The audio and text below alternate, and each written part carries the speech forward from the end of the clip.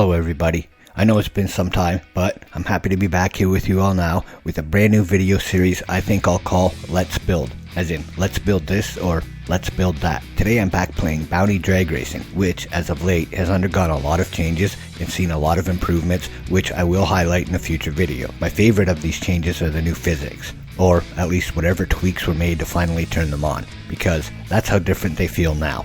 If you're new to the game or haven't played it in a while, you're either in for a treat or you may be totally lost. I'm here to hopefully help you with the latter.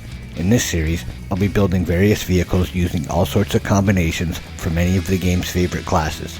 In this video, I'll be making several runs in this twin-turbo Pontiac GTO Pro Modified, and I'll be taking you along through the entire process, from building an A to B setup, to reading and understanding the data logger, to adapting the setup for changing weather and track conditions. By the time we're done, we should have a pretty decent working race car, and hopefully you'll have a better understanding of what's what when it comes to setting up your own cars within Bounty Drag Racing. If you enjoy this or find it helpful, make sure to hit that thumbs up so YouTube knows it's not total garbage. And if you're into this sort of stuff, make sure to subscribe to the channel for more and hit the bell and all that other stuff. If there's something you want to see next, or you just want to tell me how much I suck, let me know in the comment section below. Now, let's build. Although this is going to be a twin-turbo GTO Pro Mod specific setup by the time we're done, most of what we're about to do is very applicable to most of the cars and classes within Bounty Drag Racing. Over time, the version of the game you're playing on will be different than what I'm using for this video, but unless the physics switch gets flipped to backwards, most everything we're about to go through should still apply, even if specific numbers are different. The setup that we're going to begin with has been pulled straight from my ass, based on thousands of runs in most of the classes within the game over many versions. Of late, although I can't cut lights to save my life well enough to win too many overall events with my current hardware, I do tend to at least make competitive runs. This particular car is one that I've rarely used with any combination, and prior to making this video, had not used at all since the latest physics upgrade. So we'll be coming off the trailer with a completely untested setup and going from there. Alright, let's get to it. I'm going to start off by doing the unthinkable for most within the Bounty community and set the track meter to 56.2%, which is currently as low as you can go on the prepped racetracks in Bounty Drag Racing. While 99% of the online lobbies and near as many of the events you enter will have track conditions set for the best possible conditions, I find I learn more by challenging myself to adapt when things are less than perfect. Also, I figure if I'm able to make a car work on a shitty track, making one work on a great track should be a piece of cake if I know what I'm doing. Moving on to setting up the race car, the first order of business is choosing a class and engine type. Like I've already said, this video is about building a competitive twin-turbo Pro Mod combination, so we're going to select that and click apply. Now, onto the setup itself, starting with the engine tuning. The idle RPM. I find that running a considerably higher idle RPM than default, along with the lower clutch engagement RPM over on the drivetrain tab, makes for a car that's easier to drive between the staging lanes and starting line. With the car running and in gear, there's just enough clutch engagement that the car will roll slowly on its own and is less likely to want to roll backwards during staging. Before setting the maximum RPM, you'll want to check the newly added engine dyno to find the RPM range your chosen engine combination makes the most power. In this case, our twin-turbo Pro Mod combination makes peak power starting around 8,000 RPM or so and begins to drop off around 9. Since we don't want to run the engine much beyond that, we'll set the RPM limit at 9,500 and set the shift point to 9,000 for now. The shift light RPM will only really matter if you choose to shift your car manually. For the launch control RPM, I find a decently high RPM is a little easier to manage. It builds boost quicker than a lower RPM would for turbo combinations, and it's less likely to want to bog off the line like a pig. The ignition cut duration is pretty much always best left to the minimum of 0.01. And I find the default bump box settings also work pretty well in any of the combinations I've tried so far. With the Twin Turbo Pro Mod, however, reducing the aggressiveness to 0.4 does make it a little easier to stage a car as shallow as possible. On this version of the game, you'll need to type that in manually. Moving on to the ignition timing, something you may not be aware of, if your ignition is not set to make full power at the end of the timing sequence, then you won't see your car's actual full power displayed here on the tuning screen. Adjusting for that, the next time this car runs through a sequence, this number we're looking at here will be considerably higher. Since we know the track is about as bad as it gets at the moment, we'll ramp the power in relatively slowly over the course of the first second and a half. In a blower or pro charge combination, I would likely start a little lower and ramp the power in slower over a longer period of time to not completely blow the tires off. With the twin turbo or nitrous setup, we can soften things up further with the booster nitrous settings. For now, we're just looking to be near the ballpark on our first pass. While these gear ratios will no doubt need some adjusting as we go, since the updated power bands, to save a lot of time and head scratching, this is the only part of the setup where I do have some ballpark numbers written down on paper to start with for each engine combination that I have tested on other cars. To keep this engine in its happy place as it goes through the gears, we'll be setting this up to use all 5 that are available. We'll go further into how the gearing works and its effects on the setup as we make adjustments later in the session. For now, we have a proven baseline to begin with. There are 3 ways most cars in Bounty drag racing can be shifted. You can do it manually, have it shift at predetermined times, or by engine RPM. For car setup and testing purposes, it's likely helpful to take some human aspect out. So we're going to set up our car to shift each gear at 9,000 RPM automatically, just like we decided on earlier. The downshift RPM is fine at default. Just keep in mind that if it's lower than your idle RPM, you'll need to do your downshifting manually. Onto the drivetrain, where we have 2 options on how to get the power from the engine to the transmission. Sort of. Through a clutch, which is really a single-stage torque converter, or the multi-stage option. I will show you how to set that up before we're done here today. For now, I want to keep it simple, so we'll go with the single-stage clutch only for now. To keep the clutch somewhat engaged to prevent rolling backwards, even with a higher idle RPM, I still like a lower engagement RPM than default. Around 900 seems good. The clutch engagement speed I found has the least effect of these settings on how the cars work.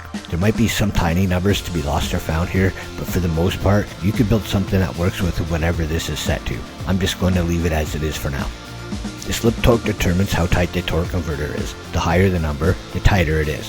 I find between 6,500 to 8,000 to be the most usable for pretty much any car. Since we're starting on a crappy track and can't really use all our power anyway, we'll set this to 7,000 to begin with. The variable RPM most affects how the converter slips when coming off the line. Think of it like the slip torque in reverse. Instead of being tighter, the higher the number here, the more the converter will slip coming off the trans brake. A good usable range for most cars is between 2,500 and 4,000. Again, because we know the track isn't great, allowing for some added slip here isn't a bad thing, so we'll set this as 3,500. If you've seen my suspension school video on this channel before, then much of what we're about to do here should be familiar, and that's because while the physics have been changing over time, the basics of what does what here hasn't. Again, with the trap being crappy, I'm going to set everything up here to make about as much grip as possible. On the front of the car, lower max spring force results in a softer front end that opens up easily and allows for better weight transfer. There is a point of diminishing returns on some of this stuff, however, so for now we'll set both sides to 13,000. When it comes to ride heights in Bounty drag racing, the higher it is, the better the weight transfer, the better the grip. With that in mind, we'll max that out for now, but this is one of the areas where you'll find the biggest differences between the different chassis in the game. If we go out and the car goes into a massive wheelie, it's simple enough to lower it. The bump settings on the front, like the max force, allow for better rear end grip when set up on the softer side. We'll start out at 3,500 on both sides. The front rebound settings determine how hard or quickly the front shocks open up when not under load, so a higher setting here helps in getting the front end up for better weight transfer off the line. We'll take that up to 6,500 and see how it goes. With the exception of the ride heights, the rear suspension works best when set up somewhat opposite to the front, which means instead of softer maximum spring force, we want the rears good and hard to allow any weight transfer to plant as directly onto the rear tires as possible. As with the front, using a higher ride height and back raises a car's center of gravity and helps in weight transfer as well. Bump damping affects how quickly the shocks compress, with a higher value making for stiffer shocks, meaning less of the force is absorbed by the suspension and more of it goes to the tires. We'll start with that at 7,000. The rear rebound settings determine how hard or quickly the rear suspension will open up after being compressed on a successful launch. The harder this is theoretically, the sooner the tires start pushing back into the track after launch. With these cars being so powerful and eating all the grip they can get usually, I found a slightly softer than default setting works pretty well for me for the most part, and possibly allows for a smoother transition from a compressed to uncompressed state for the entire rear suspension. For this car today, we'll start at 3,500. Moving on to the chassis adjustments, this should all be pretty straightforward. We know the track's bad. I said we were setting it for maximum grip or near enough, So we'll put the weight ballast all the way to the rear, or left as it is here. The weight location is something else that can vary considerably from one chassis to the next, so your results may vary with these settings. For the wheelie bars, your guess is as good as mine as to where to start, but since I'm the one making this video, I'll give us a little wiggle room to play with and set the minimum at -2, which is their initial height, and give it just a little play with a maximum of -1. The last thing of importance is the boost control settings. Obviously, we want the car to make the most horsepower it can, and we plan to use it, but I'm fairly certain we can't use it all right away on this racetrack in these conditions. I find for most of the turbo combinations in Bounty, you can get away with full boost from 3rd gear on, so with lowered boost on 1st and 2nd gear, we'll max it out for the rest of the gears, and our car is tuned and ready for its maiden run. I've just got to fit some cooler looking rims real quick, and we'll take this to the burnout box and we'll see what happens. Assuming maybe you've watched the getting started tutorial video I made some time ago, or at the least you already know how to drive a car in Bounty drag racing, I'll skip over the burnout and staging tutorial for this video and we'll get right to the good stuff.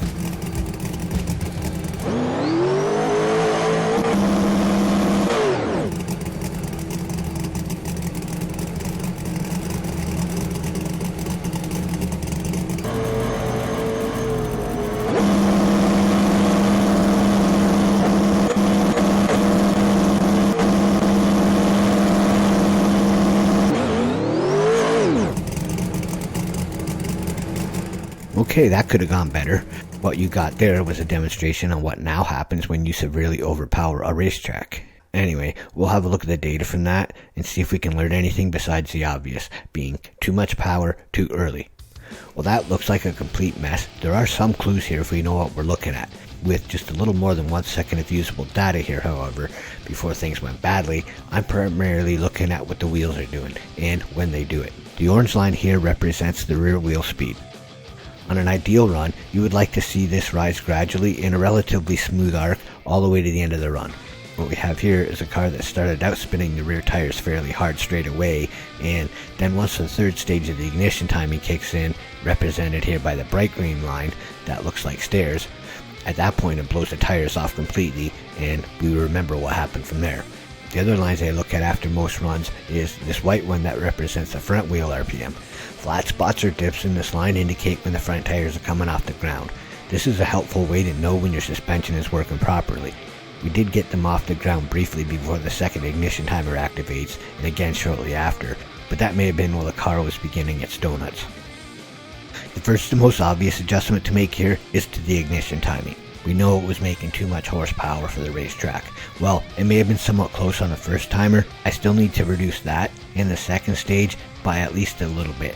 And I'll bring the 3rd and 4th stages down as well to make for a smoother transition up to full power. With those changes made, we'll hit the track for our 2nd run.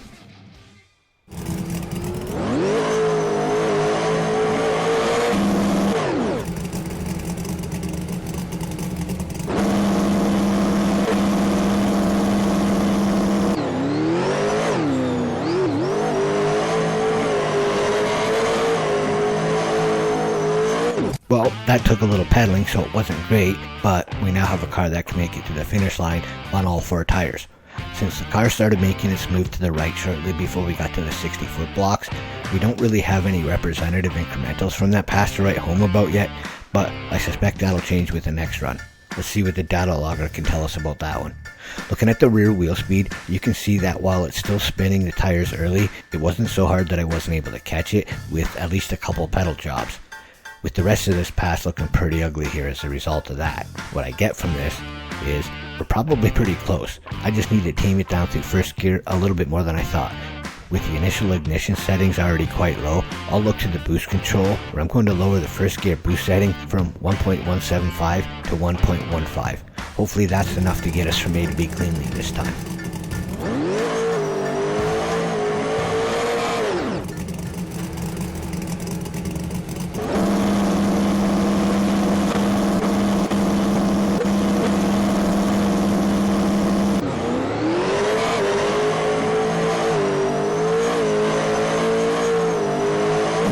A little bit of a wiggle down low, but our first complete pass results in a 3.859 205 mile per hour eighth mile and a 5.916 242 mile an hour quarter. Now that we have a working baseline, we can have a look at the data logger again and see if we can pick up some little numbers somewhere by cleaning things up. The first thing we're going to look at again is the rear wheel speed. Well, we're starting to see this smooth out considerably. This little hump here tells us that we're still spinning the tires up until the end of second gear, which you can see as it aligns with the peak of the second wave on the red line that represents the engine RPM. Speaking of which, what we're looking for here is a relatively even set of waves, lengths and depths when possible, with your final gear peaking at the finish line. We don't quite have that here, but that might not be a bad thing, but we will work on that as we go. What is a bad thing is when the RPMs drop too much between gear changes. It means you're not keeping the engine in the RPM range where it makes the most power. What we see here is that between first and second gear, the RPMs drop lower than during the rest of the gear changes, and the car stays in second for quite a long time, likely in part because of that. To fix this, we can simply lower the first gear ratio, which should also help tame some of the wheel spin. When it comes to gearing, the higher the ratio, the more aggressive the gear. In conditions like this, lower gearing is less likely to spin the tires, especially through the early gears. To see if we can iron out those down-low wiggles, I'm also going to lower the first and second gear boost by one small click each, and we'll go see if we've cleaned things up enough for it to show on the scoreboard.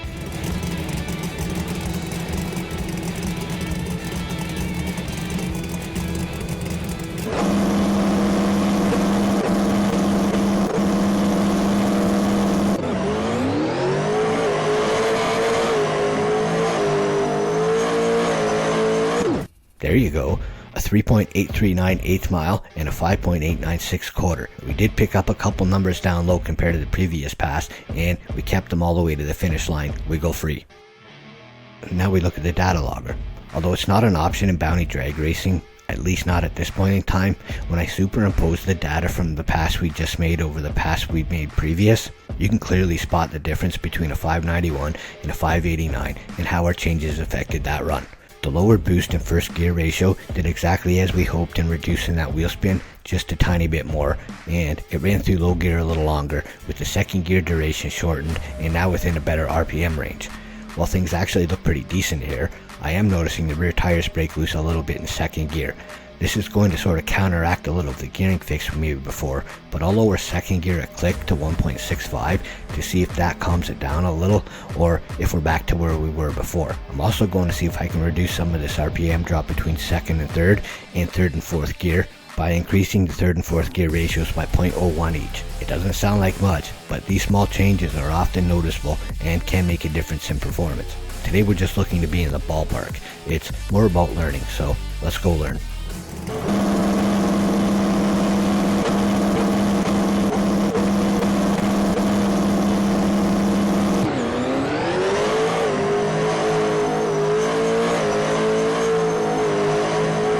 A little wiggle down low again, and that was not an improvement. Running a 3.8608 and a 5.914 quarter, the first order of business is putting second gear back where it was. Then we'll look at the data and compare. Comparing it to the 589 of the previous pass, the orange wheel speed line tells much of the tail, wheel spin, which would be the result of what the light blue line tells us. The clutch engagement slips and re-engages at a higher RPM this time, where the engine makes more power. The rear slicks spin more, the engine revs higher earlier, and we're making a few percent more boost, which doesn't help matters. If you've ever wondered where the little numbers come and go from, it's in here if you know where to look. Although I have the benefit this time of hindsight and editing tools to allow me to really spot those tiny differences, in the moment I would have been aware of the extra wheel spin, but I did not pick up on the cause at the time. Speaking of time, I'm happy enough with their baseline shitty track setup as it is, so I think it's time to slide the clock ahead some and see how our car reacts to a slightly better racetrack with better air. With the track now at 60%, and the density altitude a little bit more than 1,000 feet lower, our Pro Mod now makes an additional 10 horsepower, and we got a better track to apply it to. Now, I did tweak second gear immediately after this last pass. Other than that, because the chassis was pretty much set up to make maximum grip, and the car has yet to really get the front wheels in the air, I don't think I need to look at anything in the suspension just yet. If you're doing this with a different car that's better capable of transferring its weight to the back tires, then it's something you would want to consider, and we will be getting around to how to deal with that before too long. For now, let's find out what a little bit better air on a little bit better track results in.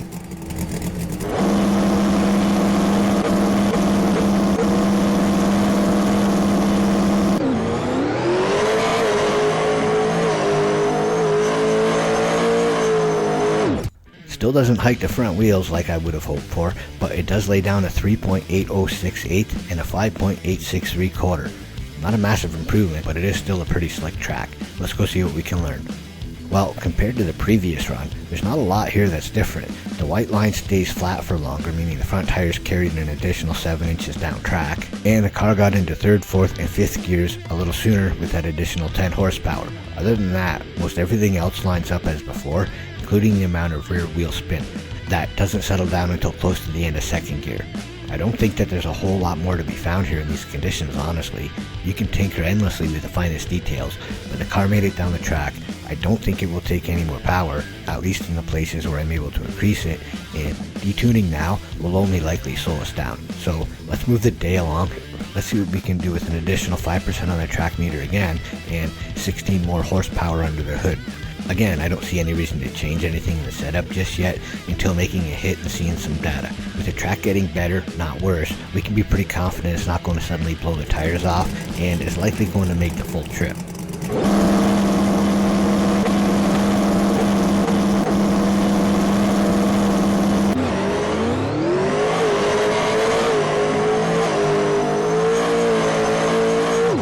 Well, the cooler air is perking the car up some and the track is taking it. We got a 3.7458 with a 5.799 243 mile per hour quarter mile pass. That was not bad. Looking at the graph, I would say things look pretty good here. We can see it carried the front tires beyond the 60-foot mark for the first time, and our orange rear wheel speed hump is mostly gone, telling me it might be time to turn things up a little down low. I'm going to add 2 small clicks of boost to both 1st and 2nd gears and leave everything else as is to see what that's worth, one way or another.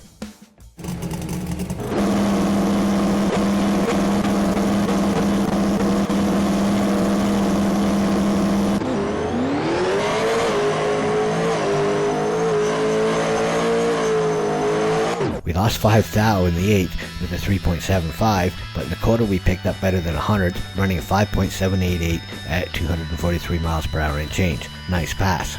Like it should be, this looks very similar to the last pass, with the exception of the few things we would expect after the changes we made in between. From top to bottom, we see the increased boost through 1st gear, making enough extra power so the RPMs don't drop as far and climb back up sooner through 1st, which makes for a higher yet still manageable rear wheel speed.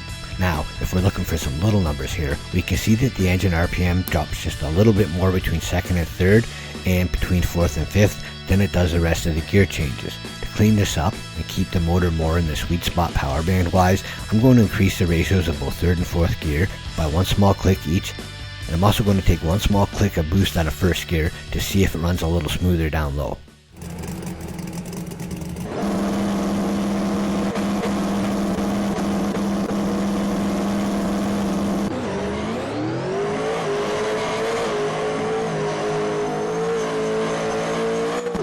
That's not bad. A new best at 3.738 in the 8th and a 5.779 at 243 and change to the quarter. Looking at that on the graph, we can see that everything worked exactly as we should expect once again. It made a little bit less boost down low, which calmed it down some through 1st, resulting in slightly less wheel spin, and the engine RPMs dropped a tiny bit less between gear changes, with the 4th and 5th gear drop now pretty much in line with the rest. This looks good. The only change I'll make right now is to the time of day and weather conditions, where I'm going to bring things up a little bit closer to what you might possibly on occasion see in an online lobby or the rare odd event. With the track meter now a tick over 70%, we've got about 5% better racetrack, with the lower density altitude now providing an additional 20 horsepower.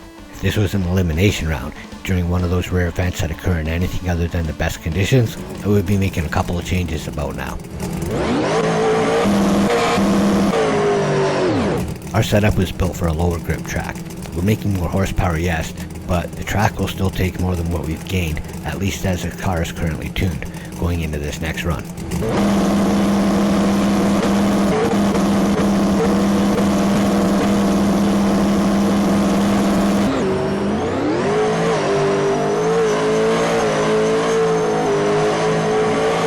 Well, it made more power, and it certainly hooked up better than it has so far, but that there was a great example of diminishing returns. Just a 3.74 to the 8th and a 5.79 in the quarter, slower than our previous pass to both distances.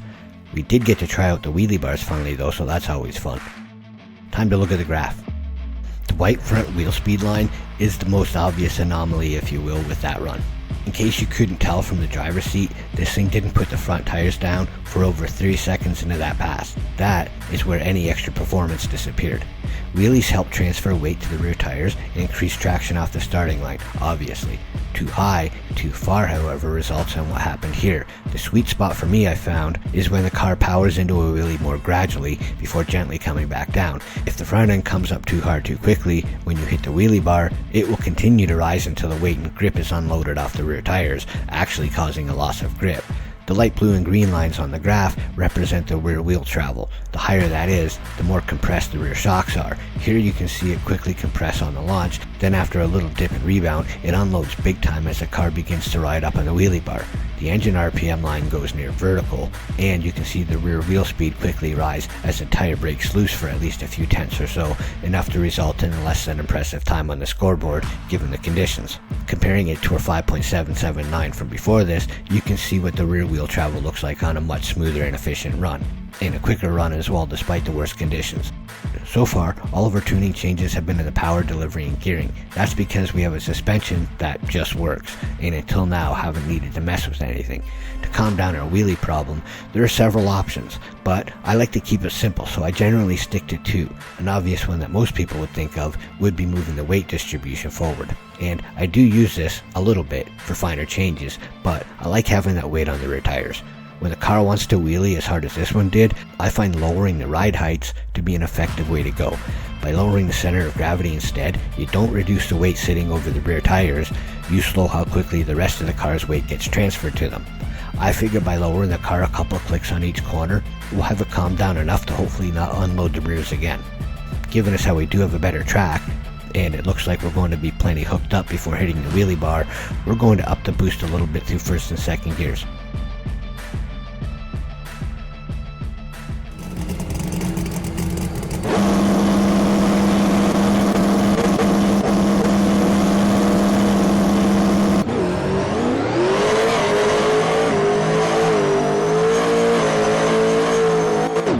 That's much better. A 3.69, 208 at the 8th, and a 5.734, 244 in the quarter. The data on this one looks much better, and I made a decent guess with the ride height, although maybe a little bit too much on the safe side, as it had set the front wheels down before 60 feet. The rear wheel speed indicates there's likely more grip than I'm using just yet out there though, especially while the front wheels are off the ground. So I'm going to raise the ride height one click on the rear to try and get the front wheels off the ground a little bit better, and I'm going to add a little bit more boost in first and second gears to take advantage of this better grip.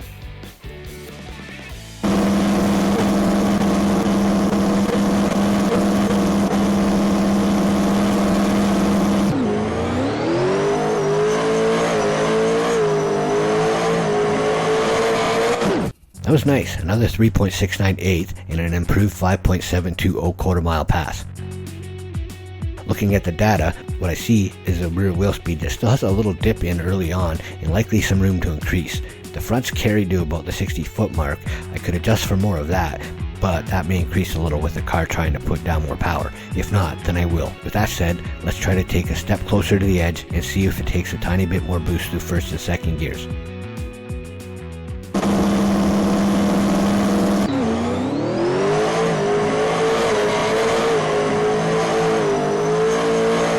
It did, and it's another tiny improvement with yet another 3.698, this time with a 5.719 quarter. It's not much, but this sport really is about the small gains, and we are making them. On the graph, I see mostly what I was shooting for. Things are fairly clean, and we got the rear wheel speed up through first gear like we wanted. We could try to get the front wheels up for a little bit longer, but I'm otherwise happy with what we have for these conditions. Now, I wouldn't end this video without taking a crack at what many of you might consider default bounty drag racing conditions. Of course, that means a 76% track meter with the density altitude low enough to provide an additional 52 horsepower over what we had just moments ago. Adjusting from a 65% track meter setup to 70%, we ended up with a car that was 0.01 lower on the rear and 0.02 lower on the front, and found it may have been slightly too much. taking an educated guess as to what the car will likely do now on a 76% track meter, I'm going to lower the car a little bit more by the same amount and hope it's just right. Only this time, I'll take 0.02 off the rear and 0.01 off the front to even the car out front to back rather than increase its rake forward. And because we got that extra grip now, I'll also increase the first gear boost by 3 small clicks up to 1.21, and we'll go a big click to max out second gear boost at 1.3. I would think this thing should make a pretty decent pass.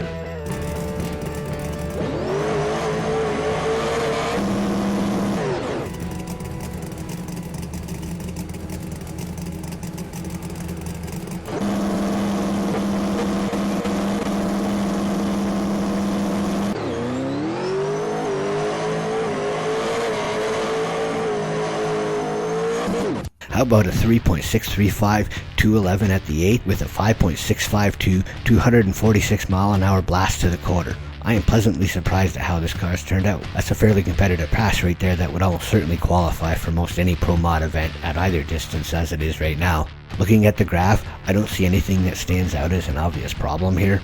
In fact, it looks quite good if you ask me. We got just about the right amount of rear wheel speed, and it powered into a nice wheelie that kept the front tires off the ground up to the end of second gear.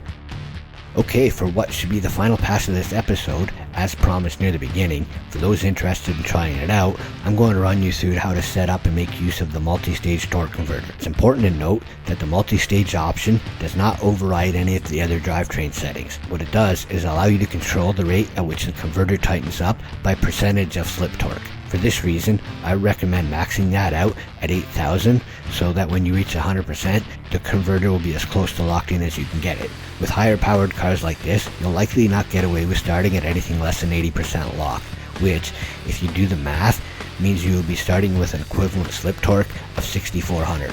It's important to make sure that the first time you're set to 0 because the car will go nowhere until it reaches that initial set time. From there, I generally keep it simple and ramp it in by 5% every half second until maxed out to match it with the jumps in the ignition timing. With that, this converter is now set up to be at 100% at the 2-second mark. For the unused stages, make sure your timers are set to points progressively later in the run, whether you use them or not, because I don't think the game really cares what order to activate each stage, just what time it happens. Alright, let's see how this does.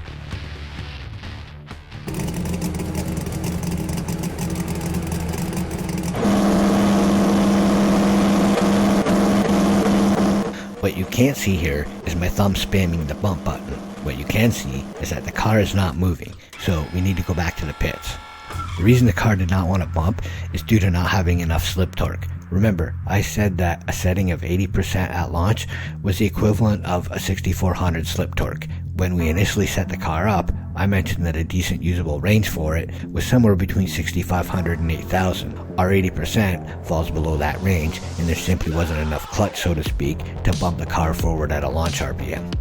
Thankfully, that's a very easy fix when you know the issue, so I'll increase everything from launch on by 5%, starting now at 85% and reaching 100 1.5 seconds in, and hopefully no longer slipping so much.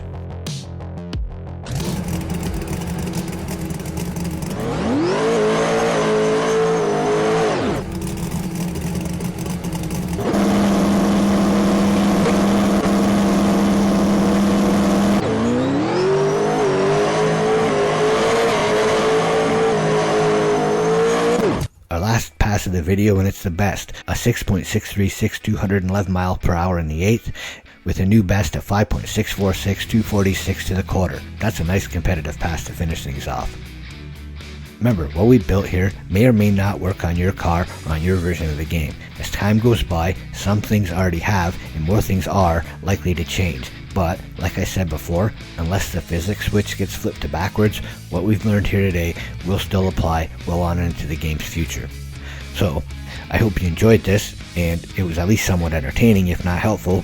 I'd like to thank you all for watching. Until next time, keep it in your own damn lane.